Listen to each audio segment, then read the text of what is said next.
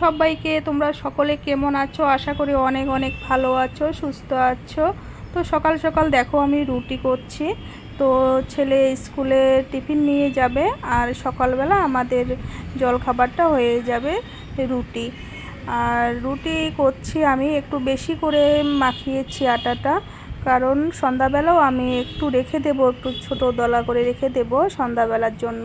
তো রুটিগুলো আমি আগেই বেলে নিয়েছি ঘরের মেঝেতে বসে, কারণ আমার রান্নাঘরটা না এত জায়গা কম, তোমরা তো দেখেছো। তো এর জন্য আমি রুটিটা আগেই সব বেলে নিয়ে তারপর এখানে বসেছি। তো আর আমি বাটিতে এভাবেই রাখি, আগে কাপড়টা দিতাম না, তো এখন কাপড়টা দিই, তো রুটিটা গরম থাকে। আর দেখো আমি এদিকে আলুও কেটেছি, আলু ভাজছি। আলু ছেলে রুটি নিয়ে যাবে, আলু ভাজা রুটি স্কুলে নিয়ে যাবে, আর ও সকালে একটু খাবে। আর আমি লাল চা করেছি, লাল চাটা তোমাদের দেখাইনি। তো লাল চা রুটি খেয়েছি, আর ওর স্কুলে টিফিন রেডি করে রাখছি। আর আলু ভাজা, তো ও স্কুলে রুটিটা নিয়ে যেতে পছন্দ করে, আর বাড়ির খাবারটাই বেশি পছন্দ করে স্কুলে নিয়ে যেতে। তো আমি শুধু টিফিন বাটিতে করে দিই, ও ব্যাগে করে ভরে নেয়। তো আজকে আমি প্যাকেটে ভরে দিচ্ছি, ও পরে ব্যাগে ভরে নেবে। তো সকাল সকাল আমাদের এটা খাওয়া হবে, ওর স্কুলের জন্যও হবে। তারপর আমি আবার রান্না করব, তো ভাত করব, আবার ও ভাত খেয়ে স্কুলে যাবে। তো ভাবছি আজকে একটু কাজ করব, ঘরেরই অন্য রকম কাজ। তো সব দিনে এসব করা হয় না, তো ভাবছি এখন প্রায় দিনই করব, তা না হলে বেশি বেশি নোংরা হয়। আর টেবিল কাপড়টা দেখো আমি আমাদের সব রুটি টিফিন খাওয়া হয়ে গেছে, তো ছেলেও খেয়েছে। তারপর আমি টেবিলটা মুছে নিলাম, টেবিলের একটা কাপড় নিয়ে আসতে চাই, সেটা আর হয়ে ওঠে না। তারপর দেখো আমি এগুলোই একটু মোছামুছি করব, এটাই তোমাদেরকে বলেছিলাম। তো এত ধুলো পড়েছে, এত নোংরা হয়েছে, আর প্রায় দিনেই করা হয় না, কিছুদিন পর পরেই করি, তাই এত ধুলো ধুলো লেগে থাকে। আর এরকম করা যাবে না, তা মানে কয়েকদিন পরে পরেই করতে হবে, 2-3 দিন মধ্যেই করতে হবে। তো এইদিকে দেখো আমি এগুলো পরিষ্কার করছি। আর ঘরটা আজকে এত গোছালো হয়ে গেছে সকাল সকাল, জানো তো।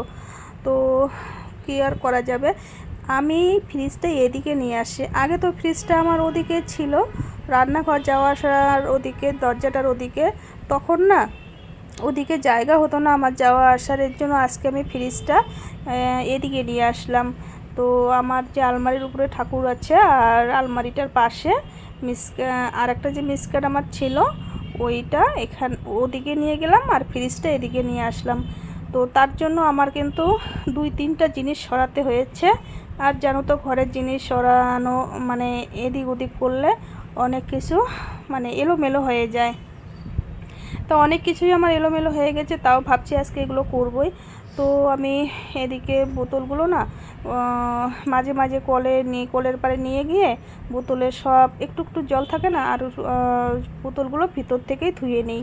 তো আজকে আর ধুবো না, আমার এদিকে এই কাজগুলো করতেই অনেক সময় লেগেছে, আর জিনিসগুলো এদিক ওদিক করেছি না, এর জন্য আবার বেশি ঘর নোংরা হয়ে গেছে, আর বেশি কাজ বেড়েছে। তো তাই আমি তাড়াতাড়ি করে বোতলগুলো এমনি উপরে ধুলো পড়েছে, উপরেই মুছে নিলাম পরিষ্কার ন্যাকড়া দিয়ে। আর এদিকে চেয়ারগুলো, 2টা চেয়ার একসঙ্গেই রাখি, তো স্যার যাওয়ার পরেই 2টা চেয়ার একসঙ্গে রাখি, কারণ ঘরে জায়গা নেই জন্য।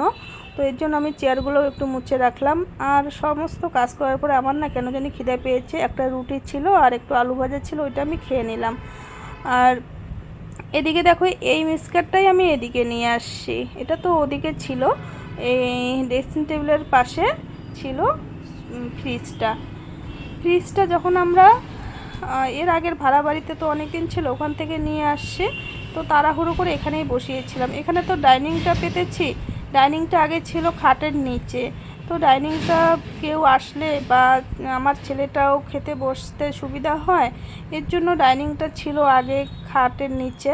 তো আমি বের করে এখানেই পেতেছি, ঘরে কিন্তু একদমই জায়গা নেই, এপাশ ওপাশ করানোর জায়গা নেই। আবার স্যার আসে, তখন তো আর ঘরে ঢোকা বেরোই যায় না, তো ডাইনিংটাও পেতেছি। তো তো এর জন্য একটু সুবিধা হয়েছে, কেউ আসলে আমি ওখানে খেতে দিতে পারি। যেমন মনে করো ভাই আসে, ওরা ছেলে মানুষ, নিচে ওদের মানে প্যান্ট পরে বসতে না অসুবিধা হয়। তো ডাইনিংটা হয়ে ভালোই সুবিধা হয়েছে। তো আমাদের খাবার দাবার জিনিসগুলো ওখানে রাখা যায় বা খাওয়া যায় বসে, খুব সুবিধে হয়েছে। যদিও আবার কিন্তু শোয়ার সময় খুবই অসুবিধে হয়। তো তারপরে দেখো এদিকে আমি টরিটা তো এখানে নেমে রেখেছি, তোমাদের তো বলেছিলাম। তো ঘরের এগুলো সব নোংরা হয়ে গেছে, তো আমি এগুলো সব ঝেড়ে মুছে সব পরিষ্কার করলাম আর ঘরটাও মুছে রাখলাম। তো এটাই ফ্রেশ হয়ে তোমাদের দেখালাম যে দেখো আমার ঘর গোছানোটা কীরকম পরিষ্কার পরিচ্ছন্নতা করেছি বা কীরকম দেখতে লাগছে, অবশ্যই একটু কমেন্টস করে জানাবে। তো যে যেখান থেকে দেখছো সবাই আমাকে একটু বলবে কেমন হয়েছে। তো ভাড়া বাড়িতে তো থাকি আমরা, তোমরা অনেকেই জানো। তো ভাড়া বাড়ি থেকেও বাড়িটা না গোছানো, মানে সংসারটা গুছিয়ে রাখার চেষ্টা করি। ভাড়া বাড়িতেই তো সারা জীবন থাকি, তবুও কিন্তু গুছিয়ে রাখি, নিজের মনে করে থাকি জন্য কিন্তু এত সুন্দর করে গুছিয়ে রাখতে পারি। আর যদি সেরকম নিজের মনে না করি তাহলে কিন্তু এভাবে গুছিয়ে থাকা যাবে না। এর জন্য ভাড়া বাড়িতে থাকলেও কিন্তু নিজের মনে করে থাকতে হবে। আর আমার জীবন তো আমি সারা জীবনেই ভাড়া বাড়িতেই থাকি। তো এইদিকে আমি বাইরের সিঁড়িগুলো মুছে নিচ্ছি, যে সিঁড়িগুলো দিয়ে আমার দিনে অনেকবার উপরে যেতে হয়, কারণ ছাদে আমার সব কাজ করতে হয়। সিঁড়ি বেয়ে কিন্তু আমার উপরে যেতে হয় সমস্ত কিছু নিয়ে, যেমন বাসন, জলের বালতি, যে কোনো জিনিস নিয়ে উপরে যেতে হয়। আর এদিকে দেখো আমি ফ্রেশ হয়ে এসে রান্নাও তাড়াতাড়ি করেছি। তো সবজিগুলো আগে কেটে নিয়েছি সকাল সকাল, আর রান্না বসিয়ে দিয়েছি। এইদিকে এগুলো সব মানে পরিষ্কার করেছি।